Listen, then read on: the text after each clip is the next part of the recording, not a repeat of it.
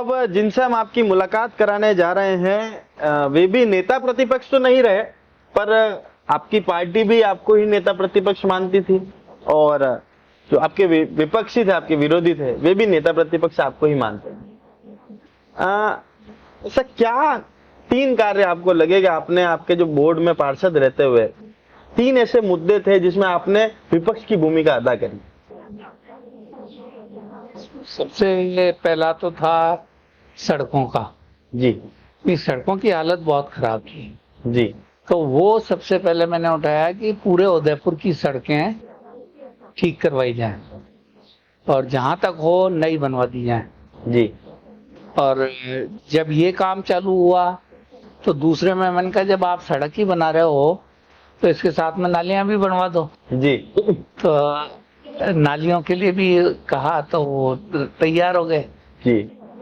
तो इस तरह से ये चला। फिर हमारे यहाँ पे नीचे के तबके का गरीब आदमी काफी है जी हमारे मोहल्ले में। जी। तो उनको शादी वगैरह करने के अंदर काफी दिक्कत आती थी। जी। तो सामुदायिक भवन की जी। मैंने डिमांड रखी, तो वो सामुदायिक भवन सरदारपुरा में बना। जी। वहाँ मैं चाहता नहीं था कि वहां पे बने, क्योंकि वो एक पॉश एरिया था। जी जी। और जो नीचे का तबका है वो वहां जाने में थोड़ा हिचकिचाता था। तो मेरी ये कोशिश थी कि मैं एक और उस तरफ बनवा दूं। जी। मैं कर रहा था, पर फिर कुछ बीजेपी वालों ने ऑब्जेक्शन किया कि साहब हमारे यहाँ तो एक ही सामुदायिक भवन ही है और इनके ये तो कांग्रेसी हैं, इनके 2-2 बन रहे हैं। जी। तो फिर वो ठंडे बस्ते में चला गया। जी। और बाकी तो जनरल मुद्दे उठाते ही रहते थे। कोई एक ऐसा संस्मरण जो आपको याद हो कि वो बाजी आपने मारी हो उसमें? तो यार रोज ही साहब आप ये देखो, जब भी मीटिंग होती थी उसमें इतने मुद्दे उठाता था मैं कि मेरे को खुद भी याद नहीं है कि कितने उठाए और क्या। चलिए, अजय सिंह जी कुशवाहा को पूरा शहर जानता है, भली भांति आपके नाम से वाकिफ है और आपके चाहने वाले आपको दाई जी कह के संबोधित भी करते हैं। जिन अजय सिंह जी को पूरा शहर जानता था, यूथ कांग्रेस के आप अध्यक्ष रहे, तब यूथ कांग्रेस की एक अलग और अमिट छाप थी, वो कार्यकाल भी स्वर्णिम था। उसके बाद आप पार्षद भी रहे, उसके बाद एक बड़े नेता के रूप में आपकी पहचान, और लोग बाग आपको इंटेलेक्चुअल के रूप में मानते हैं कि पेपर वर्क सहित और डाटा संबंधित बात आप करते हैं। सही है। फिर समय के साथ ऐसा क्या हुआ कि कुशवाहा साहब का राजनीति से मोह भंग हो गया? देखिए, एक तो ये था कि रिकॉग्नाइजेशन नहीं मिले तब तक तो आपको चलता है कि मैंने ये काम किया है, इसका मेरे को रिकॉग्नाइजेशन नहीं मिला जी। पर आप कोई अच्छा काम करो, उसमें भी आपको लड़ाई लड़नी पड़े जी। तो फिर उसका कोई मतलब नहीं होता। जी। तो मैं कई बार ऐसे होता था और मेरे दिमाग में फिर ये बैठ गई, यार अपन किस लिए आए, कमाई के लिए आए नहीं। जी। खुद का सारा टाइम दे करके पूरा ईमानदारी से अपन जो इन्होंने जिता के भेजा है। मैं अपने मोहल्ले वालों से भी कहता था, मैंने कहा मैं और चीज करूं या नहीं करूं, इतना तुमको विश्वास दिला देता हूं कि अपने मोहल्ले का नाम मैं नीचे नहीं होने दूंगा। जी। तो मेरे ख्याल से मैंने उसको बखूबी निभाया। जी। और बाकी तो मुद्दे इतने थे उस टाइम।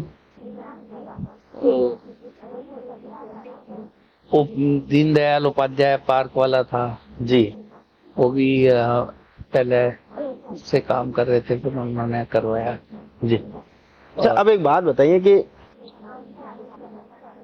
अभी हमने एक कार्यक्रम चलाया कल कि भाई अब तक जितने प्यादे थे वे वजीर बने पर बादशाह नहीं बने, क्योंकि आप नगर निगम और नगर परिषद का इतिहास उठाकर देखेंगे तो नगर परिषद में और नगर निगम में जितने उप महापौर और उपसभापति रहे वे उस कुर्सी से हटने के बाद अपना राजनीतिक भविष्य तलाशते दिखे। पर नेता प्रतिपक्ष और जो दिग्गज नेता उस बोर्ड में रहे हैं उनके साथ ऐसी स्थिति नहीं थी। आपकी पार्टी ने कईयों को मौका दिया, वजीर को बादशाह बनाने का काम भी किया, पर बादशाह सम्राट नहीं बन पाया। इस पर आपकी क्या प्रतिक्रिया? ये या तो काबिलियत नहीं थी या ज्यादा काबिलियत थी। ज्यादा काबिलियत होने का भी आपको खामियाजा भुगतना पड़ता है। जी तो ये भी एक कारण रहा है, दूसरे भी हैं। और किसी को भी देखो कि आप बहुत अच्छा काम कर रहे हो तो अगले के ये डर हो जाता है ये अगला टिकट का हकदार। दावेदार है, जी तो वो उसका अपोजिशन करने लगता है। जी तो इस वजह से दूसरे जो भी आना चाह रहे थे लाइमलाइट में, उनको लिया गया, जी नकार दिया गया, कोई भी था। जी और एक का त्रिलोक जी का जरूर ऐसा है जिनको पार्टी ने मौका दिया। पार्टी ने मौका दिया। आपको नहीं लगता कि अगर आप जिस रफ्तार से आगे बढ़ रहे थे, वो एक समय था, आपका पीक समय था, उस समय में अगर पार्टी आपके ऊपर किसी तरह से दाव खेलती, एक मिथ्या भी दूर होती कि भाई राजपूत चेहरे पर आज तक किसी पार्टी ने उदयपुर शहर में दाव नहीं खेला, तो क्या परिणाम निकलते हैं? अब वो परिणाम तो अपन क्या बता सकते हैं। मैं तो यही कहूंगा कि मेरे पक्ष में आते। फिर भी आपको कुछ एक मन में कभी नहीं, मलाल रहा उस बात का? मलाल तो रहा इस बात का कि अपन ने इतनी मेहनत की और उसके बाद में जो नेता लोग थे वो अपनी खिलाफत कर रहे थे। जी बाकी और कोई मलाल नहीं मिला, टिकट नहीं मिला होगा। आज भी अपन कुछ काम लोग बाग भी लेके आते हैं, करते हैं तो फोन करने से हो जाते हैं। जी तो वो सेटिस्फेक्शन आज भी है कि अपन आज भी करवा सकते हैं काम। जी और उससे ज्यादा अपने को कुछ था नहीं। हाँ, हर जना ऊपर तो उठना चाहता ही है। जी तो मेरे भी ये इच्छा थी कि मैं एमएलए बनूं, फिर ऊपर उठें। जी और जहां तक मैं सोचता हूँ, मेरे को मौका मिलता तो मैं सक्सेसफुल होता। जी 130 साल पुरानी पार्टी के आप सदस्य भी हैं। 130 साल पुरानी पार्टी, उदयपुर शहर जो मुख्यालय है, वहां पर उसका कांग्रेस का कार्यालय नहीं है, और उसी शहर में अखिल भारतीय विद्यार्थी परिषद का 3 मंजिला कार्यालय है। कितनी शर्मिंदगी का विषय है आम कार्यकर्ता के लिए और बड़े नेताओं के लिए।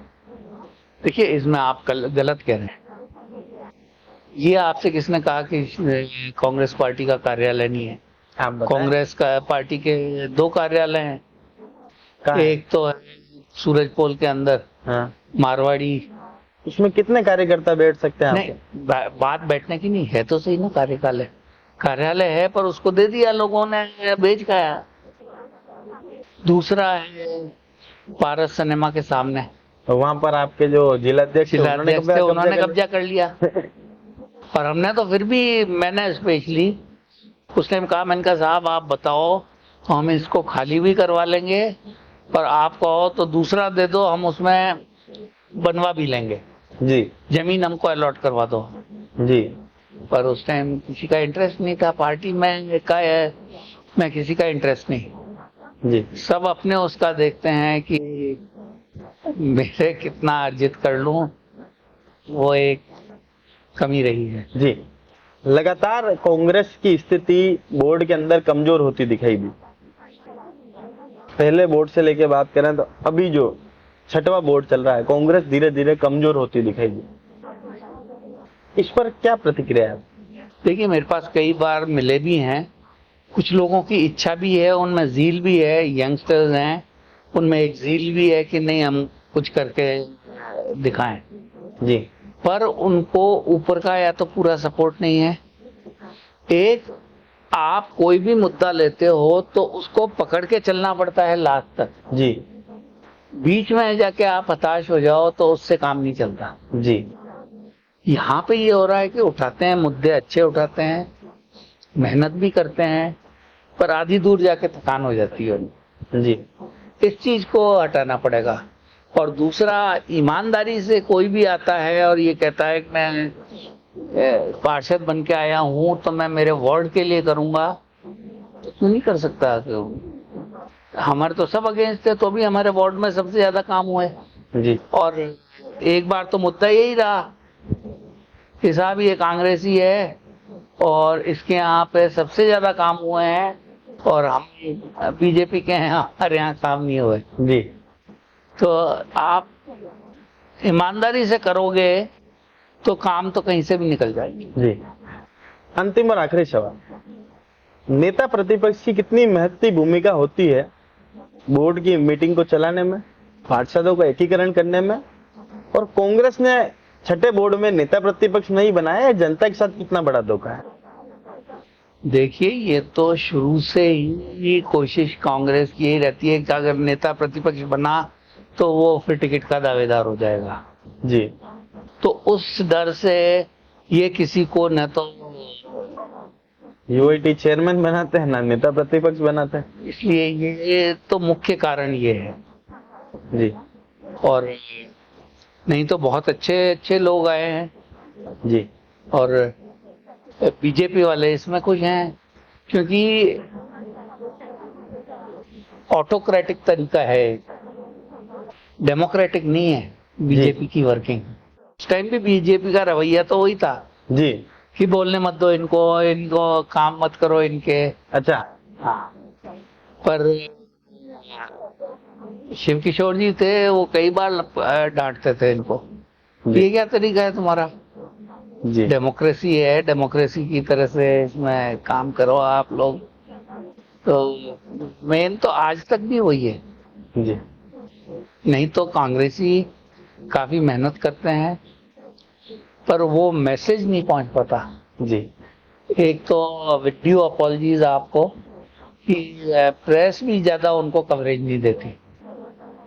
प्रेस क्यों कवरेज नहीं देती? आप एक बात बताइए। आप मौजूदा परिवेश की बात करूं, 272 भूखंड की बात कांग्रेस के ही 7 पार्षद ने करी, उसको कांग्रेस के 22 पार्षद मिलके उन 44 लोगों के सामने नहीं रखता।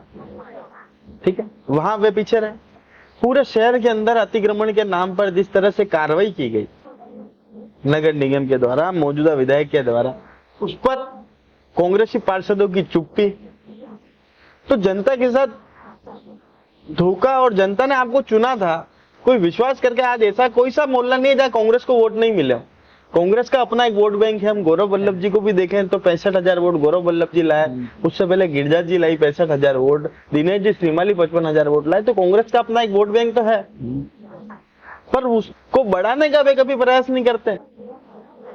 इसमें नेताओं की कमजोरी है कि वो जो यंग लड़के आ रहे हैं उनको आगे नहीं बढ़ाने देते।